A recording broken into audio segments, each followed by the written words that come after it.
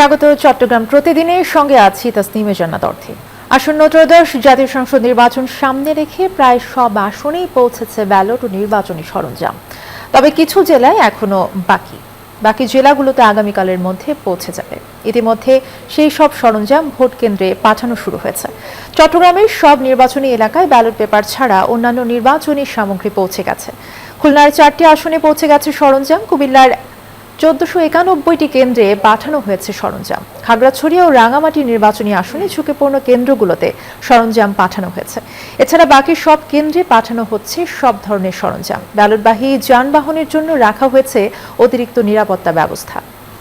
ত্রয়োদশ জাতীয় সংসদ নির্বাচনের সহিংসতা ঠেকাতে এরই মধ্যে আনুষ্ঠানিকভাবে মাঠে নেমেছে আইন শৃঙ্খলা বাহিনী। আগে থেকেই মাঠে তৎপরতা শুরু করেছে আইন শৃঙ্খলা বাহিনীর সদস্যরা। নাশকতা রোধে চালানো হচ্ছে অভিযান। বিভিন্ন স্থানে বসানো হয়েছে চেকপোস্ট। এছাড়া ভোটের দিন সহিংসতার খবর পেলেই একযোগে কাজ করবে সেনাবাহিনী, র্যাব, বিজিবি, ব্যাটালিয়ন, আনসার ও পুলিশ সদস্যরা। স্বরাষ্ট্র মন্ত্রণালয়ের পরিপত্রে বলা হয়েছে, নির্বাচন সুষ্ঠু এবং শান্তিপূর্ণ ও নিরপেক্ষ করতে বিভিন্ন বাহিনীর মোট 9,70,000-এর বেশি সদস্য নির্বাচনী দায়িত্ব পালন করবেন। ত্রয়োদশ জাতীয় সংসদ নির্বাচন এবং গণভোটকে সামনে রেখে জরুরি পরিস্থিতি মোকাবেলায় কুমিল্লা এবং নোয়াখালীতে প্রস্তুতিমূলক মহড়া চালিয়েছে সেনাবাহিনী।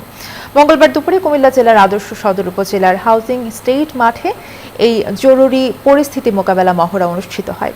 মহড়ায় নির্বাচনকালীন সম্ভাব্য সহিংসতা এবং সংকট পরিস্থিতি কিভাবে দ্রুত এবং দক্ষতার সঙ্গে নিয়ন্ত্রণে আনা যায় তার বাস্তব চিত্র উপস্থাপন করা হয়। এছাড়াও দুপুরে নোয়াখালীর বেগমগঞ্জ পাইলট উচ্চ বিদ্যালয় মাঠে বিশেষ নির্বাচনী মহড়া দিয়েছে সেনাবাহিনী। তারা জানায়, সর্বোচ্চ পেশাদারিত্ব, নিরপেক্ষতা এবং দায়িত্বশীলতার সঙ্গে সারা দেশে নির্বাচনী দায়িত্ব পালন করছে তারা। এছাড়াও কক্সবাজার, ব্রাহ্মণবাড়িয়া, চাঁদপুর, লক্ষ্মীপুর, ফেনীতেও সেনাবাহিনী মোতায়েন রয়েছে। কুমিল্লার সীমান্তবর্তী কটকবাজার এলাকার একটি ডোবায় অভিযান চালিয়ে বিপুল পরিমাণ অস্ত্র উদ্ধার করেছে আইন শৃঙ্খলা বাহিনী। র্যাব 11 কুমিল্লার কোম্পানি কমান্ডার মেজর সাদমান ইবনে আলম জানান, মঙ্গলবার সকালে গোপন সংবাদের ভিত্তিতে অভিযান চালানো হয়। টানা 6 ঘন্টার অভিযান শেষে বেশ কয়েকটি পিস্তল, 2টি বস্তায় মোড়ানো ধারালো অস্ত্র এবং অবৈধ আগ্নেয়াস্ত্র উদ্ধার হয়। নির্বাচনের বাকি আর একদিন। সারা দেশে সুন্দর এবং সুষ্ঠু নির্বাচন আয়োজনে ব্যস্ত প্রশাসন। এদিকে বিভিন্ন জেলার ঝুঁকিপূর্ণ কেন্দ্রগুলোতে সুষ্ঠু ভোট নিয়ে শঙ্কার কথা জানিয়েছেন ভোটাররা।